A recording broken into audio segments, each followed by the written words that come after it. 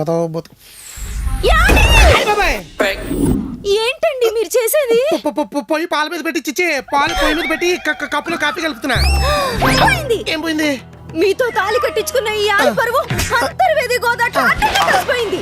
అబ్బో, కట్టుకున్న దాన్ని కాఫీ కూడా కష్టపెట్టకూడదని మీరు కాలు కిచెన్ లో పెట్టినప్పుడే ఈ అర్ధాంగి క్యారెక్టర్ కి అర్థం లేకుండా పోయింది.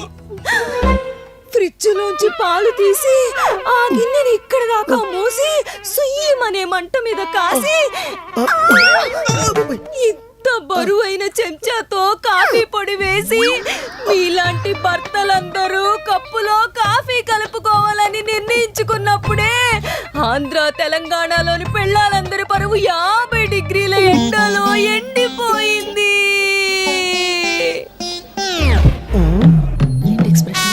కప్పించుకుని కొప్పు మీద కొట్టారంటే మొహం కప్పలా తయారవుద్ది. నువ్వు పతివ్రతలా యాక్ట్ చేస్తే పడిపోవడానికి మన పెళ్ళివి 10 రోజుల క్రితమే అవ్వలేదు. ఆల్మోస్ట్ 5 ఏళ్ళు అవుతుంది. నీలో ఉన్న అన్ని కోణాలు అచ్చుకుద్దినట్టు తెలుసున్నాడు. కాఫీ అంటే పాలు పంచదారతో కలుపుతారు, నువ్వు పగా ప్రతీకారాలతో కలుపుతావు. అది తాగితే పొద్దు నుంచి సాయంత్రం దాకా మాత్రలు వేసుకుని మూత్రశాలలో గడపాల్సి వస్తుంది. అందుకే నేను కలుపుకుంటున్నా.